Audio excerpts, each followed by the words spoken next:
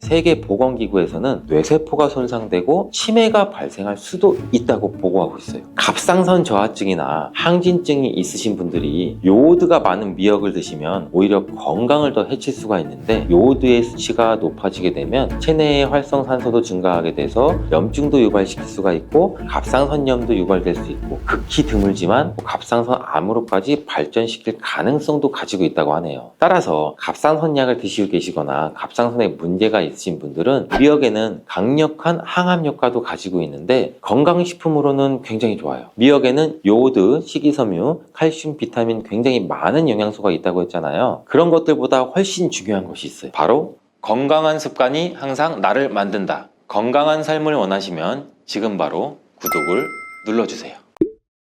미역과 이것 함께 드시면 당뇨가 낮아지고 치매도 예방됩니다. 평소 무심코 한 이 행동 때문에 암과 치매에 걸릴 수가 있어요. 미역에는 풍부한 영양 성분이 있어서 당뇨 예방, 골다공증, 심혈관 질환, 암 예방 등등 굉장히 다양한 효능을 갖고 있는데, 그렇다면 여러분들 미역은 어떻게 먹어야 암과 치매에 안 걸리고 우리 몸을 건강하게 만드는 보약이 될 수 있을까요? 미역국 끓일 때 고소한 들기름에 미역을 달달 볶아서 끓여 먹으면 정말 맛있잖아요. 그런데 절대로 미역을 볶을 때 들기름을 넣고 조리하시면 안 됩니다. 들기름은 오메가3 지방산과 리놀렌산이 풍부해서 혈관의 콜레스테롤도 제거해주고 노폐물을 배출해서 혈관을 건강하게 해주는데 심혈관 지방 예방해주고 뇌신경도 활발하게 해서 치매 예방에도 굉장히 좋은 효능이 있어요. 그런데 이 들기름은 발연점이 낮아서 열을 가하게 되면 산패가 돼요. 쉽게 좋은 성분은 없어지고 열을 가하게 되면 1급 발암물질인 벤조피렌까지 생성이 되죠. 벤조피렌은 암을 발생시킬 뿐만 아니라 우리 내분비계에 교란을 일으켜요. 장애도 일으키고 뇌 건강에도 정말 악영향을 주는 정말 위험하고 안 좋은 물질이에요. 건강에 좋은 줄 알고 넣은 들기름 때문에 오히려 건강을 해치는 독을 먹게 되는 상황까지 되는 거죠. 들기름은 그러면 미역국에 안 넣어야 되냐? 아니에요. 미역국을 다 끓인 다음에 마지막에 한 스푼 들기름을 넣어서 드시면 이 들기름의 효능과 고소한 맛을 온전히 누릴 수가 있어요. 미역과 함께 드시면 절대 안 되는 음식 두 번째는 바로 대파예요. 생각해보면 다른 국이나 찌개를 끓일 때는 대파를 거의 대부분이 다 들어가죠. 근데 유독 미역국 끓일 때는 왜 대파가 안 들어갈까요? 그 이유는 미역이랑 대파 둘 다 이 알긴산이라는 성분이 들어있는데 이 알긴산 때문에 미끌미끌거리는 식감이 있어요. 함께 드시게 되면 이 식감이 나빠지는 이유도 있지만 식감보다도 더 중요한 이유가 있어요. 이 대파에는 인과 유황 성분이 들어있는데 미역과 대파를 함께 드시게 되면 대파의 인과 유황 성분 때문에 이 미역에 함유된 칼슘의 흡수를 방해돼요. 이 미역에는 칼슘이 굉장히 많이 들어있죠. 근데 미역에 함유된 칼슘의 함량은 100g당 거의 한 900mg 이상이 들어있어요. 우유에 함유된 칼슘의 함량은 100g당 대략 한 100g 정도인데 이렇게 보면 굉장히 미역에 함유된 칼슘의 함량이 굉장히 많죠. 성인 기준 칼슘의 권장 섭취량이 약 600ml에서 700ml 정도로 볼 수 있는데 미역국으로 한 그릇만 드셔도 충분히 섭취할 수 있는 양이죠. 우유를 소화 못 시키는 분들이 칼슘을 섭취하기 위해서는 미역이 정말 좋은 대체 식품이 되는 거죠. 이렇게 많은 칼슘은 우리 몸의 뼈를 튼튼하게 해주고 골다공증 예방에도 도움을 주는데 이 골다공증 예방은 50대 이후의 여성분들한테는 정말 중요한 효능입니다. 골다공증으로 인해 골반뼈가 골절이 될 경우에는 65세 이상은 30% 정도가 1년 내에 사망하고 80세 이상은 50% 정도가 2개월 이내에 사망을 할 수 있다는 통계가 있어요. 굉장히 무섭죠. 이 나이가 들어갈수록 미역을 충분히 섭취하는 게 굉장히 좋은 습관입니다. 이런 칼슘 보충에 정말 중요한 미역을 대파와 함께 드신다면 미역에 들어있는 미네랄인 칼슘 흡수가 제대로 되지 않는 거죠. 미역의 미끌미끌한 성분이 이 알긴산도 우리 몸에 중요한 역할을 해줘요. 바로 이 알긴산은 다른 물질을 흡착하는 성질이 있어서 혈관 내에 나쁜 콜레스테롤을 흡착해서 배출을 도와줘요. 이렇게 되면 이 동맥경화를 예방할 수도 있고 혈액순환을 원활하게 해줘 심혈관 질환 예방까지 하는데 도움을 줄 수 있겠죠. 미역이 흔히 알고 있는 것처럼 우리 피를 맑게 한다고 하잖아요. 바로 이 알긴산의 효능 때문인데 혈관이 깨끗해지기 때문이에요. 또한 알긴산은 우리 장 운동을 촉진시키고 배변 활동을 원활하게 해서 변비 예방에도 도움을 주죠. 미역의 풍부한 식이섬유와 함께 장 건강에 도움을 주는 건데 미역에 함유된 풍부한 식이섬유는 당뇨 예방에 탁월한 효능을 발휘하는데 국립보건원에서 장년층 약 7,400명을 대상으로 추적 검사를 했어요. 어떤 추적 검사를 했냐? 이 해조류를 전혀 먹지 않은 사람과 매일 미역국을 반 그릇 이상의 해조류를 섭취한 사람의 당뇨병 발생 위험도를 조사했는데 하루에 미역국 반 그릇 이상 먹는 사람이 해조류를 전혀 먹지 않은 사람에 비해 당뇨병 발생 위험도가 20%나 낮았어요. 미역의 풍부한 식이섬유는 급격히 오르는 혈당을 막아주는 효과도 있는데, 이 식이섬유가 소화의 속도를 늦춰주고 인슐린 분비도 같이 조절해준다고 해요. 식이섬유는 포만감을 높여주고 칼로리가 낮아서 식사량을 조절하는 데 도움도 주고 체내의 노폐물과 독소를 배출도 시키고 체중도 감량하는 데 도움을 줘서 다이어트 식품으로 많이 활용되고 있어요. 이 미역국은 또 아이를 출산한 산모들이 반드시 먹는 음식인데, 미역은 피를 만들어주고 피를 맑게 해주는 역할뿐만 아니라 미역의 풍부한 요오드는 출산 후 자궁을 수축시켜주는 데 도움도 주고 모유가 잘 나오도록 도와줘요. 또한 요오드는 피를 먹게 해서 상처를 빨리 아물게 해주는 역할도 해줘요. 칼슘과 철분이 풍부해서 출산 후에 흥분된 신경도 안정시켜주고 혈액의 생성을 도와줘서 산모의 빈혈 예방에도 도움을 주게 돼요. 또한 미역에는 칼륨도 풍부한데, 이 칼륨은 우리 몸에 나트륨을 배출시켜주는 역할도 해서 산모의 부종도 완화시켜주는 데 도움을 주고, 요오드는 산모에게 좋을 뿐 아니라 또 신진대사를 촉진시켜줘서 몸에 에너지를 보충해주는 역할도 합니다. 이 요오드가 부족할 때 나타나는 증상들이 있는데, 몸에 기력이 없다고 하죠. 힘이 없고 피곤하고 무력감도 있고, 이렇게 또 신진대사가 원활하지 않기 때문에 피로가 누적되고 몸의 영양소도 소모하지 않게 돼서 체중도 증가되는데, 이때는 또 피부가 건조해지고 거칠어지고 탈모도 일어날 수가 있죠. 나이가 들면서 인지력이 떨어지는 것도 요오드 부족 중에 한 현상일 수도 있어요. 요오드가 부족하면 우리 몸의 호르몬인 중추적인 역할을 하는 이 갑상선에 문제가 생기는데, 바로 갑상선 저하증이 생길 수도 있고, 이러한 문제들은 미역을 섭취함으로써 조금은 예방할 수 있는 것인데, 요오드의 하루 권장 섭취량은 대략 2.4mg 정도예요. 미역국 한 그릇에는 요오드가 약 1.1mg 정도 함유가 되어 있으니 미역국은 하루에 한두 그릇 정도만 드시는 게 오히려 좋겠죠. 요오드도 과하게 섭취해도 문제가 생기는데, 요오드 섭취량이 많아지게 되면 갑상선염이나 다른 갑상선 질환도 같이 유발할 수가 있죠.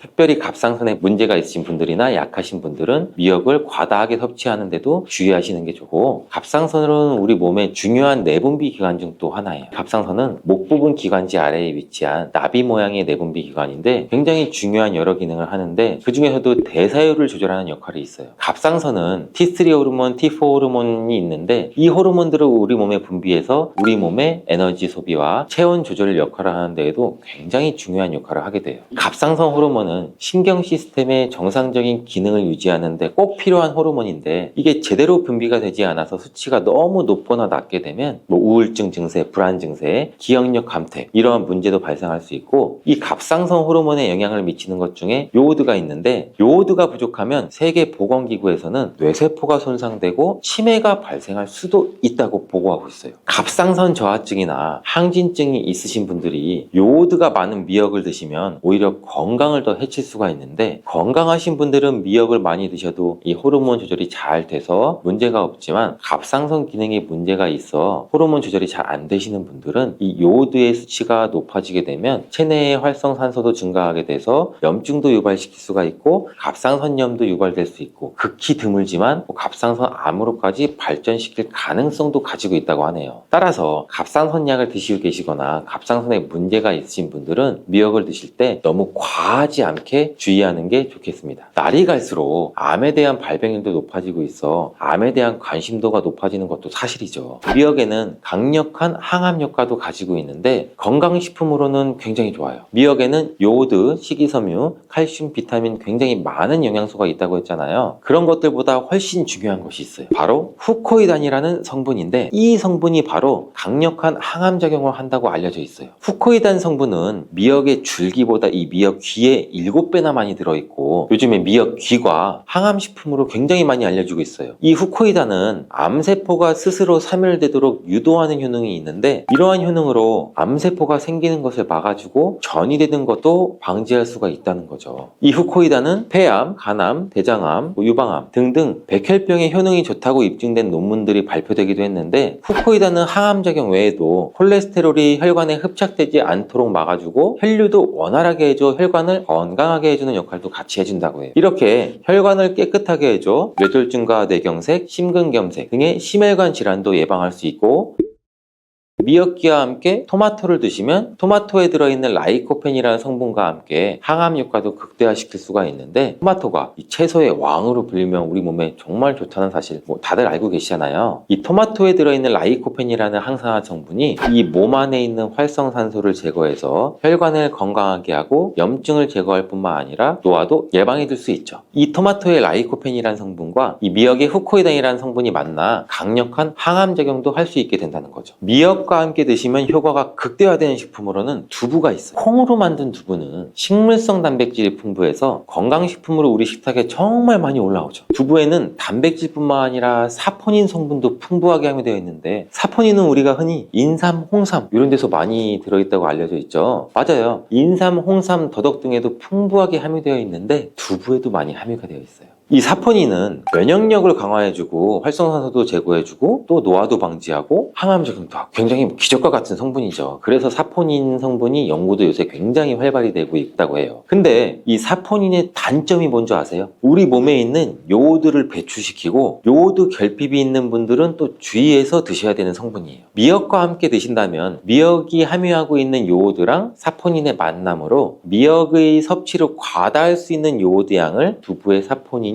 어느 정도 배출시켜줘서 걱정 없이 드실 수가 있게 되는 거죠. 칼슘은 뼈를 튼튼하게 만들어준다고 우리 상식적으로 굉장히 많이 알고 계시잖아요. 우리 몸에 칼슘이 많아도 골다공증이 생긴다는 소리 혹시 들어보셨나요? 칼슘이 많은데 골다공증이 왜 생기지? 칼슘은 골다공증을 예방해주는데, 덴마크나 스웨덴 같은 나라에서는 골다공증이 굉장히 많다고 해요. 오히려 많은 칼슘이 우리 몸에 쌓여서 혈관이나 심장에 쌓여 석회화도 일으키고 건강도 해치게 되는 경우도 많은데, 그렇다고 칼슘이 풍부한 음식은 안 먹을 수도 없고 어떻게 해야 할까요? 걱정하지 마세요. 해결책을 제가 바로 알려드릴게요. 그것은 계란과 함께 드시면 해결되는데, 이 계란에 들어있는 다양한 영양성분 중에 오스테오칼신이라는 단백질을 활성화시켜주는 게 있어요. 이 단백질은 뼈를 튼튼하게 해주고 칼슘이 뼛속으로 제대로 흡수할 수 있게 도와줘요. 이 오스테오칼신을 활성화해주는 역할을 하는 게 비타민 K2예요. 우리나라에서는 그동안 이 비타민 K2가 허가가 늦게 나서 그동안 정식으로 섭취 못했었는데, 비타민 K2도 한 1년 전인가 2년 전부터 허가가 나서 지금은 요새 영양제를 보면 칼슘과 마그네슘, 비타민 D 그리고 비타민 K2까지 같이 들어있어서 칼슘의 흡수를 더욱 용이하게 만들어주는 영양제도 쉽게 찾아볼 수가 있어요. 그런데 이렇게 칼슘을 아무리 많이 섭취해도 흡수가 안 돼 그대로 혈관에 남게 되면 쌓이고 쌓여서 석회화를 유발시킬 수 있겠죠. 이처럼 미역과 계란을 함께 섭취하면 칼슘의 흡수를 도울 뿐 아니라 우리 몸의 pH 균형도 잡아주는데 굉장히 중요한 역할을 해줘요. 미역은 알칼리성 식품이고 계란은 산성 식품, 같이 섭취하면 약 알칼리성 상태로 유지를 시켜주는데, 미역은 단백질과 잘 어울리니 계란과 함께 먹으면 소화도 잘 되고 우리 몸의 흡수도 굉장히 잘 된다고 합니다.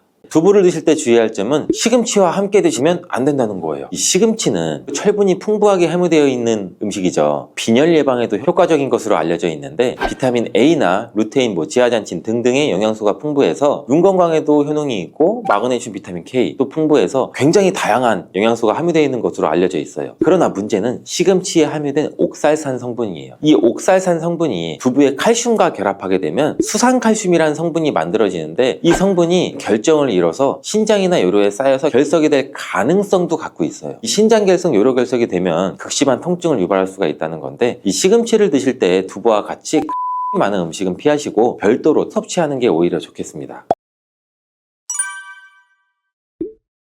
단백질 폭탄으로 알려진 두부는 건강식으로 많이 드시는 대표적인 식재료죠. 근데 두부를 잘못 드시면 오히려 건강을 해칠 수 있다는 사실 알고 계세요? 두부를 먹을 때 독이 되는 최악의 경우, 그리고 두부를 어떻게 먹어야 몸에 보약이 될 수 있는지에 대해서 알려드릴게요.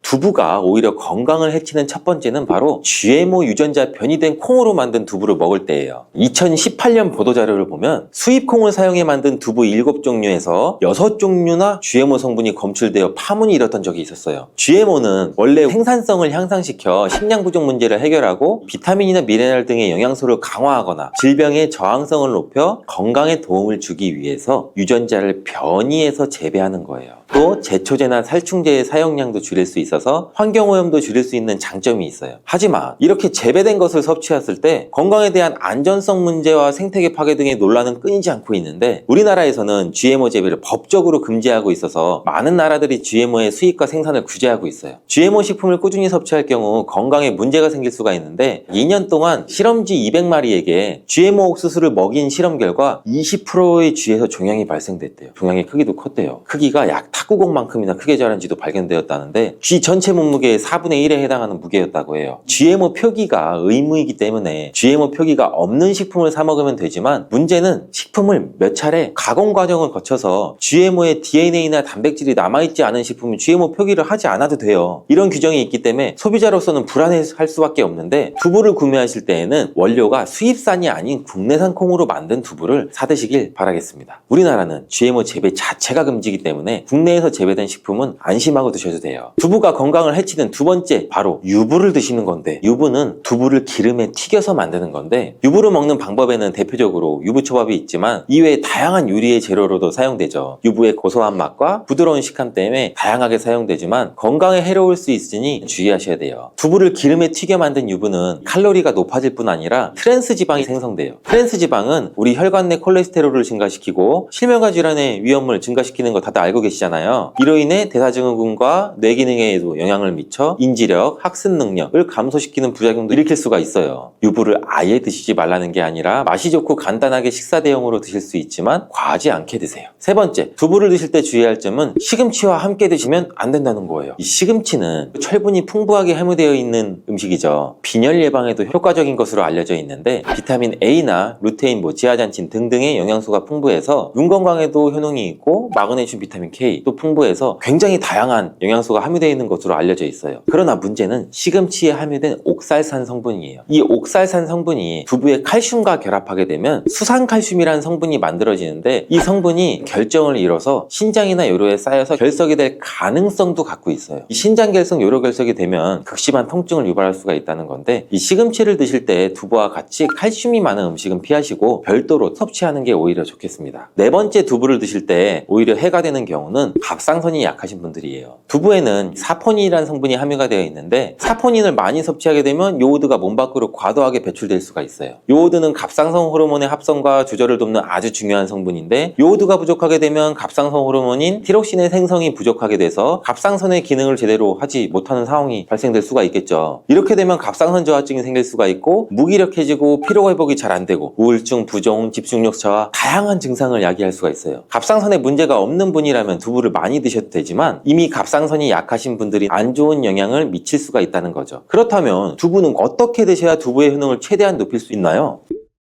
두부는 기본적으로 단백질이 풍부한데, 이뿐 아니라 리놀렌산, 레시틴, 피토스테롤 등등의 성분이 풍부하고, 몸 안의 콜레스테롤 수치를 낮춰주고 혈액순환도 원활하게 해서 동맥경화나 심근경색, 뇌출혈 등등 심혈관 질환을 예방할 수 있어요. 또한 두부는 이 체력과 근력을 유지하는 데도 큰 도움을 주는데, 바로 두부에 들어있는 풍부한 단백질 때문이죠. 근육은 매일 일정량이 새로운 근육으로 대체돼서 생성이 돼요. 그렇기 때문에 매일매일 단백질을 공급해줘야 되는데, 우리 몸에 단백질을 공급해주기 위해 정말 유용한 음식이 두부죠. 또 이 두부 안에는 콜린이라는 성분이 풍부한데, 콜린은 이 알츠하이머성 치매를 예방하는 데도 탁월한 효능도 발휘하게 되고, 탈모 예방에도 도움이 돼요. 머리카락의 원료인 단백질을 보충하는 데도 도움이 될 뿐 아니라, 이 이소플라본 성분이 풍부해서 남성 호르몬도 조절해주는 역할도 같이 갖고 있어요. 그래서 호르몬성 탈모 예방에도 도움을 줄 수가 있는 거죠. 또한 두부는 건강하게 장수하는 데에도 도움이 되는데, 많은 과학자들의 연구 결과 건강하게 장수한 사람들의 특징이 식물성 단백질을 꾸준히 섭취했다는 사실을 발견했고, 동물성 단백질을 식물성 단백질로 바꿔 섭취했을 때 사망의 위험성도 낮아진다는 연구 결과도 있어요. 이러한 효능이 극대화되려면 소화, 흡수가 잘 돼야겠죠. 두부 중 소화 흡수가 가장 잘 되는 것이 바로 순두부예요. 순두부는 일반 두부와 마찬가지로 비질을 분리한 콩물에 응고력이 약한 응고제를 넣어 만든 건데, 그렇기에 훨씬 부드럽고 소화 흡수가 잘 되는 형태가 되는 거죠. 하지만 단점은 일반 두부보다 단백질, 섬유질 등 영양성분 함량이 조금 떨어지는 거예요. 이러한 단점을 보완하기 위해서는 계란이 좋은 대안이 될 수가 있어요. 순두부찌개에 이 계란이 들어가는 것은 맛뿐 아니라 영양학적으로도 찰떡궁합인 거죠. 순두부와는 식감이 완전히 다른 쫄깃한 두부면이 요즘 또 인기가 높아지고 있는데 밀가루를 대체할 수 있는 다이어트 식품으로도 많이 알려지고 있죠. 다양한 면 요리에 사용되는데 단순히 두부를 면 모양으로 만든 것이 아니라 일반 두부보다 단백질의 함량이 2배 정도 높아서 건강에 더욱 좋은 식품이에요. 두부에서 수분을 빼고 응축시켜서 만들기 때문에 같은 무게당 영양 성분의 함량이 높아지는 거죠. 두부는 양배추와 함께 드시면 좋은데 두부는 단백질이 풍부하지만 비타민 C와 섬유질이 부족하죠. 양배추와 함께 드시면 모든 영양소를 골고루 섭취할 수 있게 되죠. 또 귀리를 넣은 잡곡밥과 함께 드시면 좋은데 귀리에 풍부하게 함유된 식이섬유와 베타블루칸, 두부의 단백질, 칼슘을 충분히 섭취할 수 있는 거예요. 두부는 그리고 미역과 김, 다시마와 같은 해조류와 함께 드시면 좋은데 이런 해조류와 함께 드시게 되면 두부의 단백질을 흡수하는 데 극대화되고 두부의 사포닌으로 인한 요오드 배출을 해조에 풍부한 요오드 성분이 상쇄시켜 줄 수가 있는 거죠. 두부와 함께 먹으면 좋은 음식으로는 토마토가 있어요. 토마토에는 라이코펜이라는 강력한 항산화 성분이 함유되어 있어서 세포의 노화를 방지하고 활성산소를 제거해서 혈관을 건강하게 보호해서 암을 예방하는 효능도 가지고 있죠. 두부와 토마토 그리고 계란까지 함께 살짝 볶아 드신다면 풍부한 영양 성분을 섭취할 뿐 아니라 암 예방과 체중 감량에도 좋고 피부 미용에도 탁월한 효능을 누릴 수가 있어요. 조금이라도 노화를 늦추고 싶다면 가속노화 그리고 저속노화를 꼭 기억해 주세요. 자, 가속노화는 실제 나이가 들지 않았음에도 불구하고 우리 몸의 이 신체의 노화가 빠르게 가속돼서 본인의 실제 나이보다 얼굴은 물론 신체 기능과 건강 이런 노화 과정이 굉장히 많이 진행된 현상을 말하는데요. 우리 어렸을 때 보면 이런 말도 있잖아요. 야, 너 왜 이렇게 애늙은이 같냐? 이런 농담도 굉장히 많이 하잖아요. 이 반대말은 또 저속노화라는 게 있는데 말 그대로 가속노화의 반대말이에요. 정제탄수화물은 흰빵, 파스타와 국수와 같은 정제된 탄수화물인데 이런 식품들은 혈당을 급격히 상승시켜요. 이로 인해서 인슐린 분비가 늘어나고 체내 염증 반응도 같이 일어나게 돼요. 이런 현상이 계속 지속되다 보면 이렇게 우리 몸에서 인슐린 저항성이 발생할 수도 있고 건강한 습관이 항상 나를 만든다. 건강한 삶을 원하시면 지금 바로 구독을 눌러주세요.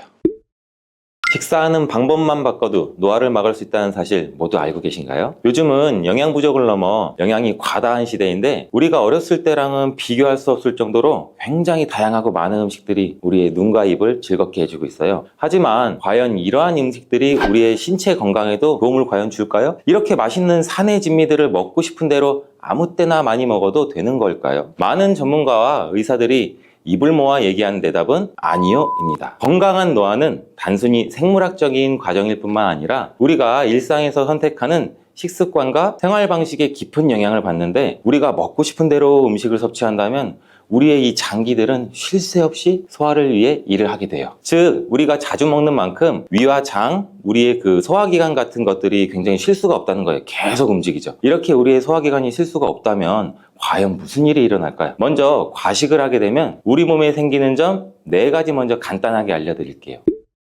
첫 번째는 혈당 상승입니다. 우리 몸이 과식을 하게 되면 혈당 수치가 급격하게 상승할 수가 있는데 특히 단순당이 많이 포함된 음식, 빵이나 과자, 캔디류, 초콜릿, 흔히 하는 굉장히 단 음식 있잖아요. 이러한 달달구리한 간식들을 굉장히 많이 섭취하게 되면 우리 몸의 인슐린 저항성이라는 게 증가할 수가 있는데 이 인슐린 저항성이 증가하면 당뇨병의 위험률도 높일 수 있습니다. 자, 두 번째, 심혈관 질환에 노출될 가능성이 높아지는데 이렇게 지속적인 과식은 고혈압이나 고지혈증이나 이런 심혈관 질환 위험도 같이 증가시키는데 지방과 같은 나트륨이 많은 음식을 과도하게 섭취하면 우리 심장 건강에 매우 부정적인 영향도 미칠 수가 있어요. 또 세 번째, 우리가 흔히 알 수 있듯이 소화불량, 많이 먹으면 소화도 안 되고 더부룩하고 가스 차고 배가 아프고 이렇게 소화불량을 일으킬 수가 있는데 이러한 과식은 우리 소화 시스템에 과부하를 줄 수가 있어요. 너무 많은 음식을 한 번에 섭취하면 위에서 소화를 제때 하지 못해서 소화불량, 복부 팽만, 가스, 아니면 배가 아프고 여러 가지 증상들이 나타날 수가 있어요. 네 번째, 체중 증가입니다. 많은 사람들도 알다시피 과식은 불필요한 칼로리 섭취를 굉장히 많이 초래하는데 이는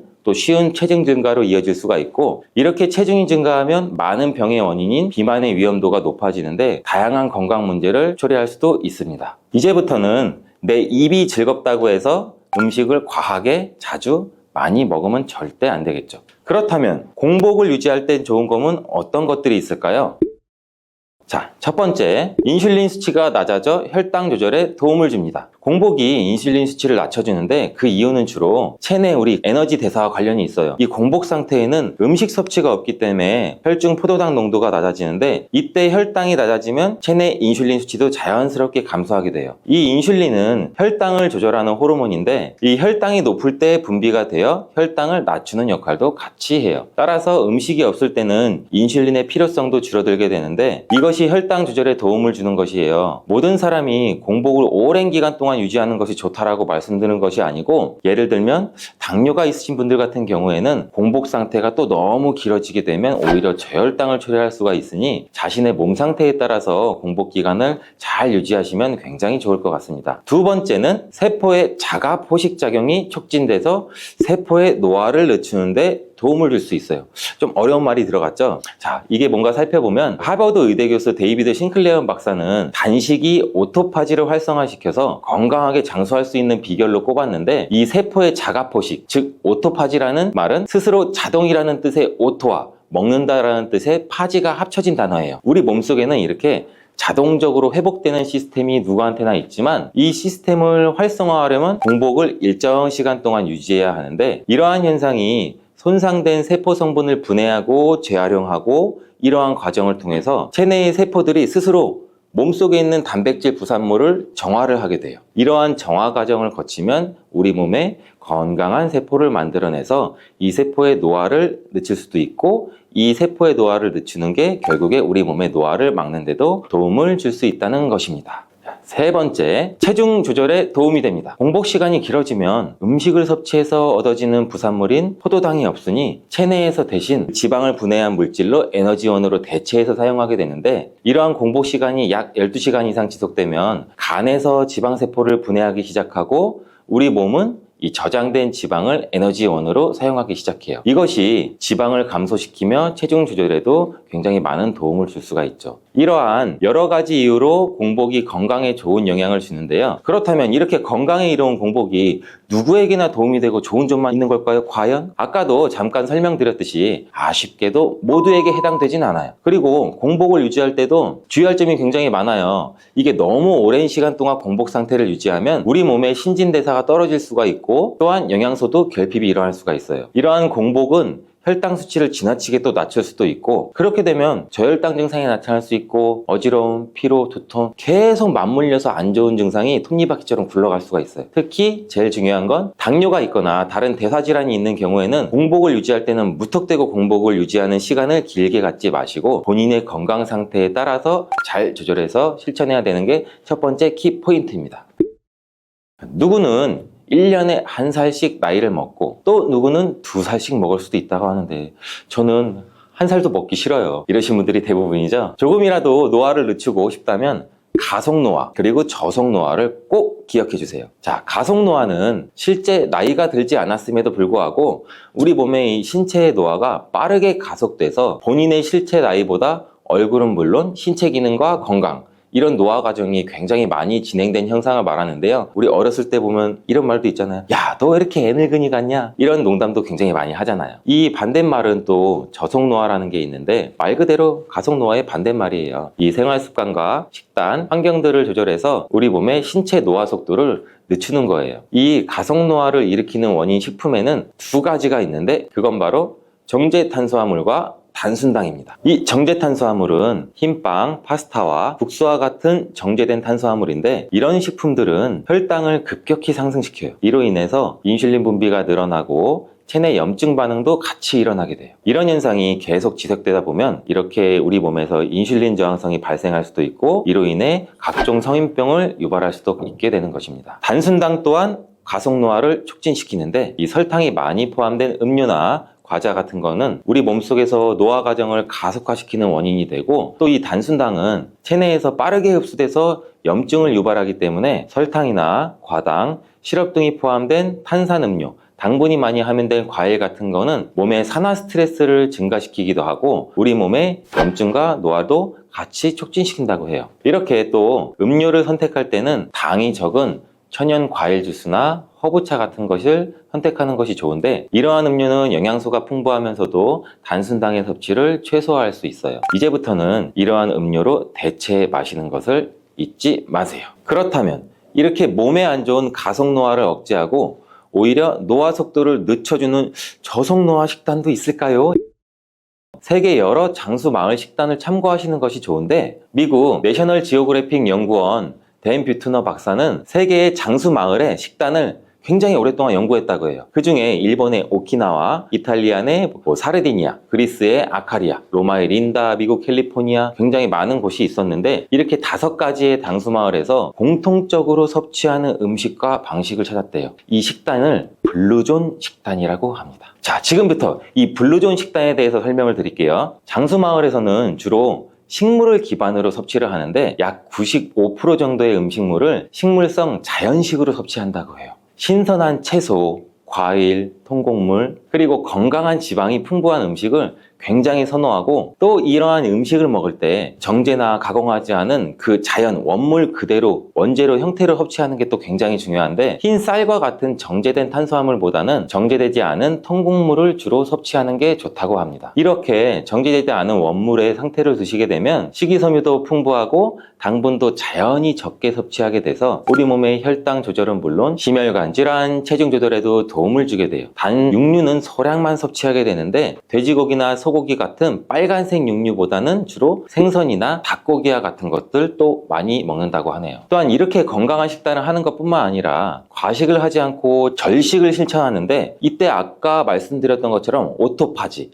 즉 자가포식이 활성화되어 이 설트인1이라는 유전자가 또 발현이 되게 되고, 이 유전자 자체로 노화를 늦추는 데에 영향을 주는 거예요. 이와 반대로 우리가 과식을 하게 되면 자연스레 이 유전자가 발현될 수 있는 기회가 상대적으로 없겠죠. 그래서 노화를 가속화시키는 원인이 될 수가 있죠. 그리고 이 블루존 식단은 음식뿐 아니라 다른 중요한 것이 또 있다고 하는데, 그건 바로 사회적 식사예요. 이 사회적 식사가 뭐냐면, 우리 가족이나 친구들, 지인들, 이렇게 커뮤니티를 형성해서 같이 함께 우리 모두 식사를 하는 건데, 혼자서 몸속에 건강한 음식을 꾸역꾸역 먹는 것이 아닌 같이 함께 투게더, 이웃과 가족, 심지어 반려견, 사랑하는 고양이, 강아지더라도 함께 먹고 함께 운동하는 이렇게 사회적인 교류도 이 식단에 포함된다는 게 굉장히 또 중요한 점이에요.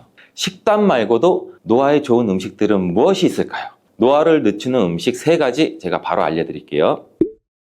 우리 콩은 단백질, 지방, 식이섬유가 풍부하고 영양소가 굉장히 고르게 들어있는데, 콩을 드시게 되면 혈당을 안정시키고 포만감을 줘요. 하지만 콩에는 또 유방암을 발생시킬 수 있는 피토에스트로겐과 장염증을 유발할 수 있는 렉틴이라는 성분이 함유되어 있어 걱정하시는 분들도 굉장히 많으세요. 근데 안심하셔도 됩니다. 많은 의학적인 연구와 논문이나 데이터를 바탕으로 봤을 때 콩에 함유된 이 렉틴 마이크로바이옴, 다시 말하면 미생물군 유전체에 도움을 줘서 오히려 암 발생 위험률을 줄여준다는 연구 결과도 굉장히 많이 있어요. 콩 중에 혹시 렌틸콩이라고 들어보셨나요? 익숙하시는 분들도 있고 생소하신 분들도 있으실 텐데, 이 렌틸콩은 양질의 단백질이 많이 함유되어 있는 콩인데, 맛도 좋은 이 콩을 샐러드에 넣어 드시거나 통으로 드셔도 좋고, 아니면 밥에 넣어 드셔도 건강에 굉장히 많은 도움을 줄 수가 있어요. 또 노화를 늦추는 음식 2번째는 녹황색 채소입니다. 이 녹황색 채소는 각종 비타민과 미네랄이 풍부하고 열량도 적어서 섭취할 때 포만감을 주고, 또 식이섬유도 많아 혈당도 천천히 올려주는데, 혹시 파이토케미컬이라고 들어보셨나요? 식물을 뜻하는 파이토와 화학을 뜻하는 케미컬의 합성어인데, 말 그대로 식물 자체, 그 본연이 가지고 있는 화학 물질을 말해요. 우리 그 다양한 색깔을 가지고 있는 채소와 과일은 각각 그 영양소가 굉장히 달라요. 이 다채롭게 골고루 섭취하면 몸에 이로운 다양한 성분을 같이 섭취하는 건데, 이 또한 채소에는 항산화 영양소도 함유하고 있어서 노화 예방에 도움이 되는데, 이제부터는 매 식사 때마다 잊지 말고 다양한 색깔의 채소를 충분히 섭취하는 게 좋습니다. 노화에 도움은 음식 3번째는 고기와 생선입니다. 자, 채식만 좋다고 생각하시는 분들, 고기가 노화 예방에 도움이 된다니 놀라셨나요? 사실 적절한 양의 고기와 생선은 혈당을 거의 올리지 않으면서 단백질이 풍부해서 우리 몸에 이 근육을 유지하는 데 도움을 줘요. 특히 BCAA가 포함된 단백질은 인슐린 자극을 하지 않으면서도 근육 합성을 굉장히 많이 촉진을 시키는데, 이러한 근육 감소가 많이 생길 수가 있는 이제 연세가 드신 중장년층, 노년층들에게는 특히나 이러한 단백질 섭취가 굉장히 중요해요. 하지만 이렇게 우리 몸에 꼭 필요한 고기와 생선도 너무 과하게 많이 드시게 되면 오히려 해가 될 수가 있어요. 인슐린 분비를 높일 수가 있어서 너무 맛있다고 많이 드시지 말고 꼭 적절한 양으로 섭취해 주는 거 잊지 마세요. 이렇게 좋은 음식과 식단이 모두에게나 똑같은 영향을 줄 수 있을까요? 과연? 아쉽게도 그건 아닌데요. 연령에 따라서 달라져야 하는 식단, 그리고 주의해야 할 점 제가 조금 알려드릴게요. 자, 어린이나 청소년은 성장에 필요한 영양소를 골고루 충분히 섭취해야 하는 건 모두 알고 계신 거죠. 하지만 중년기나 노년기에서는 조금 달라져요. 중년기에는 체중 조절과 우리 몸의 대사 건강을 위한 식단이 굉장히 중요하게 필요한데, 이렇게 자연스러운 실체 노화에 따라서 소화 기능도 점점 떨어져서 같은 양을 먹어도 살이 금방 찌기 쉬워져요. 이에 따라서 절식이나 그리고 아까 말씀드렸던 블루존 식단이 굉장히 건강에 도움이 될 수 있는데, 이러한 노년층은 자연스럽게 소화 기능과 근육량이 감소해서 무리하게 절식이나 식단을 하시기보다는 소화가 쉬운 음식을 선택하고 영양소 섭취에 주의해야 돼요. 노년층에는 근육량이 다른 연령층에 비해 더욱 중요한 영향을 미치는데, 이때 단백질의 섭취가 굉장히 중요하게 작용해요. 그래서 무리한 식단을 하시는 것보다는 단백질이 풍부한 음식을 충분히 섭취하고 또 비타민 D와 칼슘 섭취를 늘리시는 게 좋습니다. 대부분 소고기, 돼지고기 이런 고기 등을 많이 먹어야 체력이 보충되고 건강에 이롭다고 알고 계시는 분들도 많으실 거예요. 하지만 붉은 고기에는 포화지방과 같은 유해 물질이 포함되어 있을 수 있고, 이는 췌장암의 위험 요소로도 작용할 수 있기 때문에 굳이 고기를 섭취를 안 하셔도 되는데, 소고기, 양고기는 고지방식으로 분류가 되기 때문에 특히 지방이 많은 부위는 췌장암 위험과도 관련이 있을 수가 있고, 햄, 소세지 등 가공된 붉은 고기가 제일 안 좋죠. 세계보건기구 WHO에서는 발암물질 1급으로 등재가 되어 있어요. 그만큼 피하시는 게 좋은데 안전한 조리법으로 적당히 드시는 게 가장 좋습니다. 아무래도 고탄수화물식과 당이 많이 들어간 음식을 섭취하게 되면 혈당이 급격하게 상승되고, 이를 조절하기 위해서 췌장에서 많은 양의 인슐린을 분비하기 때문에 이 과정이 반복되면 과도하게 자극을 받아 손상도 입을 수가 있고, 인슐린 수치도 지속적으로 높을 경우에는 췌장암 발생과도 관련이 있다고 해요. 그리고 이러한 습관은 체중 증가와 비만, 당뇨병의 발생의 위험률도 높일 수가 있는데, 이런 증상이 있다면 췌장암의 신호일 수가 있어요. 바로 병원 가셔서 진료를 한번 받아보시는 것을 추천드리겠습니다. 침묵의 살인자라는 별명을 가지고 있고, 의사들도 무서워하는 최악의 암이 무엇인지 알고 계신가요? 모든 암을 통틀어 완치율, 5년 내의 생존율 모두 최하위를 차지한 췌장암이에요. 췌장암은 소화기관의 일부인 췌장에 발생하는 암으로 길쭉한 모양을 하고 있고, 소화를 돕는 아밀라제와 같은 효소와 혈당 조절에 중요한 인슐린과 같은 호르몬을 분비하는 역할을 해요. 서양인에 비해 동양인에게서 흔히 많이 발생된다고 알려져 있다고 하는데, 그 이유는 인종에 따른 췌장 길이와 특성 때문이고, 구조적으로 쉽게 췌장암에 노출된 확률이 높은 민족이라고 해요. 췌장암이 무엇인지, 어떤 방법으로 예방할 수 있는지 관심과 주의를 기울일 필요가 있어요. 침묵의 암이라고 불리는 췌장암이 무섭고 위험한 이유는 여러 가지 특징들 때문에 조기 발견이 굉장히 어렵기 때문인데, 초기 증상이란 게 거의 없어요. 발견되면 이미 한 3기에서 4기인 경우가 대부분이라고 하고, 그 이유는 췌장이 우리 복부 깊숙한 곳에 위치해 있고, 소장이나 대장, 십이지장, 위비장 등에 둘러싸여 있어서 다른 장기와는 달리 육안으로 증상을 확인하기가 굉장히 힘들다고 해요. 종양이 췌장의 또 머리 부분에 위치할 경우 담관을 막아서 명확한 증상을 유발시키기도 한데, 몸통이나 꼬리 쪽에 생길 경우에는 이렇다 할 증상이 나타나지 않을 수가 있어서 진단이 굉장히 힘들다고 해요. 그리고 다른 암에 비해 전이 속도가 또 매우 빠르다는 특징이 있어서 환자분들께서 증상을 느끼고 병원을 방문했을 때는 이미 병이 어느 정도 진행된 상태인 경우도 많고, 치료도 쉽지가 않다고 하는데, 방사선 치료나 항암 치료에 대한 반응이 다른 암에 비해서 낮은 편이고, 췌장암이 가지고 있는 이 특수한 유전자 변이가 치료에 대한 저항성을 증가시키기 때문이라고 해요. 수술이 잘 되더라도 육안으로는 보이지 않는 미세한 암이 남아있는 경우도 많아 미세 전이도 잘 되고, 대부분 암이 진행 진행된 후 발견되는 경우도 많고 수술 절제가 가능한 케이스는 20% 이내라고도 하더라고요. 운 좋게 수술을 하더라도 5년 생존율이 14.3% 정도고 초기부터 말기까지 췌장암 전체적인 단계에서 5년 생존율은 단 5%밖에 되지 않는다고 하네요.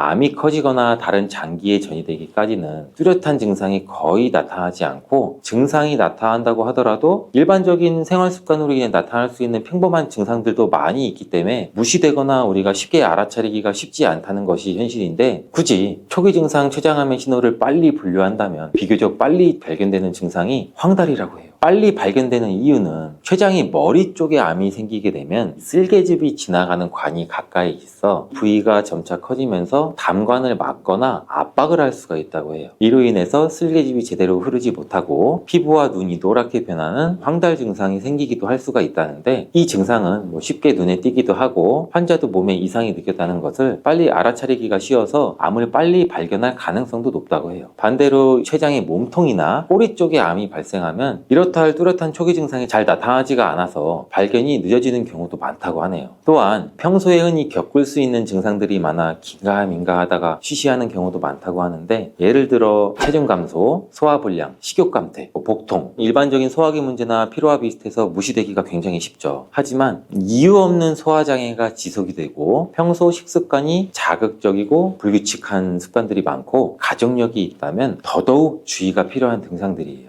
췌장은 아밀라아제와 리파아제 같은 소화 효소를 만들어서 우리가 먹은 음식은 잘게 분해하고 영양분을 흡수하도록 돕는 중요 기관인데 췌장에 문제가 생기면 소화를 돕는 효소를 충분히 만들어내지 못하겠죠. 그래서 음식이 잘 소화되지 않고 음식을 먹더라도 속이 더부룩하거나 불편해질 수가 있어요. 췌장암이 커지게 되면 췌장 주변에 있는 소화기관을 압박해서 이로 인해 음식이 소화기관을 통과하는 과정이 느려지거나 방해를 받아 소화가 원활하게 이루어지지 않게 되고 암이 진행되면 우리 신체에서는 암을 인식해 염증 반응을 일으킬 수가 있기 때문에 소화 기능을 포함한 여러 신체 기능에 영향을 미쳐서 식욕이 떨어지는 등의 증상이 발생될 수가 있는 거죠. 다음으로는 누웠을 때 느껴지는 허리 통증을 꼽을 수가 있는데 그 이유는 췌장의 위치와 암의 성장 방향 때문이에요. 췌장은 깊숙이 위와 척추 사이에 위치해 있고 췌장에 생긴 종양이 커지게 되면 췌장 뒤쪽에 있는 신경이 척추를 압박할 수도 있다고 해요. 그래서 허리 통증도 유발할 수가 있고 평소 근육통과는 다르게 깊고 지속적이면서 뒤쪽에 위치한 후복막 장기이기 때문에 눌렀을 때 당연히 아프진 않을 수는 있다는 특징을 갖는데 그리고 갑작스럽게 당뇨가 생겼다면 췌장암을 의심해 볼 수가 있어요. 이 또한 췌장의 기능과 암의 진행 방식의 관련이 굉장히 큰데 췌장은 소화효소와 더불어서 인슐린과 같은 호르몬을 분비하는 굉장히 중요한 역할을 하는 기관이에요. 이 인슐린은 혈당을 조절하는 기능을 하지만 췌장암이 발생되면 췌장의 인슐린 생성세포에도 영향을 미쳐서 인슐린 생산도 방해할 수가 있어요. 인슐린이 충분히 분비가 되지 않으면 혈당이 높아질 수밖에 없고 당뇨병을 유발하는 원인이 되기도 하겠죠. 그렇다고 당뇨가 오래되면 무조건 췌장암으로 발전되거나 췌장암 전 단계가 당뇨일 수가 있다는 것은 아니에요. 췌장의 기능이 저하되면 체내에서 인슐린에 대한 저항성도 생기고 인슐린 분비에 문제가 일으킬 수가 있기 때문에 혈당을 효과적으로 낮추지도 못하고 인슐린이 제대로 작동되지 않아서 없던 당뇨가 갑자기 생기기도 한다는 거예요. 혹시 치주질환이 췌장암과 연관이 있다는 이야기를 들어보신 분도 계신가요? 치주질환이 있는 분은 반드시 췌장암에 걸리는 게 당연히 아니지만 일부 연구에서는 췌장암의 위험 요인 중 하나로 제시가 되기도 했어요. 그 이유는 치주질환이 발생하게 되면 이 구강 내 만성적인 염증도 유발하는데 이 염증은 정신질환과도 연관될 수 있고 구강 내 박테리아와 독소로 인해서 체내 염증 반응도 증가시킬 수 있다고 해요. 치주질환은 췌장암뿐만 아니라 폐암, 위장암 등 다양한 암의 발병에 영향을 미칠 수가 있는데 이가 썩은 것이 없고 잇몸이 튼튼해야 전신 건강에 좋다는 말이 있듯이 정기적인 치과 검진과 평소 구강 관리도 잘 하는 것이 중요합니다. 어떤 병이든 예방을 하기 위해서는 좋은 것보다도 나쁜 것을 피하고 하지 않는 것이 중요한데 췌장암 예방을 위해서 꼭 끊어야 하는 음식들도 있습니다. 가장 대표적인 것이 술과 담배입니다. 흡연은 췌장암의 발생 위험을 크게 증가시키는 중요한 요인으로 작용하고, 그 이유는 발암물질에 직접적으로 노출되는데 담배 연기에는 수천 가지 화학물질이 포함되어 있는 거 아시죠? 그중 약 70여 개가 발암성으로 알려져 있는데, 이러한 발암물질은 체내에서 흡수돼서 췌장세포에 도달해서 DNA 손상까지 유발하게 되죠. 그로 인해서 세포가 비정상적으로 변형되고 암세포로도 발전될 가능성이 높아지겠죠. 연구에 따르면 흡연자들은 비흡연자에 비해서 췌장암 걸릴 확률이 2배에서 3배 정도 높고, 흡연량이나 기간이 많아질수록 위험도는 더 증가한다고 해요. 금연 후 10년에서 15년 정도 시간이 지나면 췌장암 위험률이 비흡연자 수준으로 가까워진다고 하니 흡연이 직접적인 원인 중 하나가 될 가능성이 있다는 말이겠죠. 또한 음주는 아시다시피 간암을 포함한 여러 종류의 암과도 관련이 있는데, 특히 만성 음주로 인한 만성 췌장염은 췌장세포를 지속적으로 손상시키고 이로 인해 세포의 유전자 변이나 기능장애도 유발시킬 수가 있겠죠. 만성 췌장염은 췌장암의 중요한 위험인자로 알려져 있기 때문에 음주로 인해 염증과 손상이 누적되면 암 발생 위험률이 당연히 높아질 수밖에 없고, 이 외에도 고탄수화물식, 당이 많이 들어간 음식 등을 피하시는 것이 좋고, 포화지방이 많이 들어있는 붉은 고기를 과량 섭취하는 것도 피하시는 게 도움이 돼요. 대부분 소고기, 돼지고기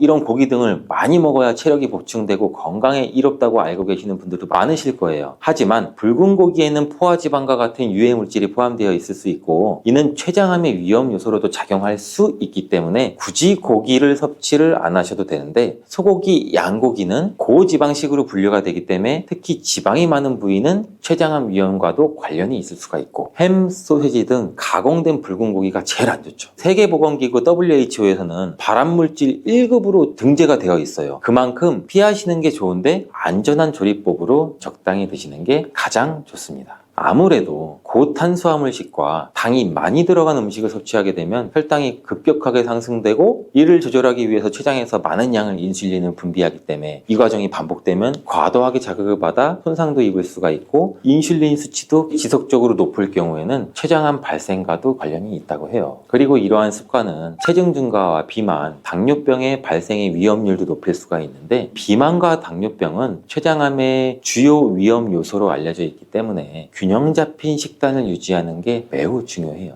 그렇다면 췌장암을 예방할 수 있는 균형 잡힌 식단에는 어떤 것이 있을까요?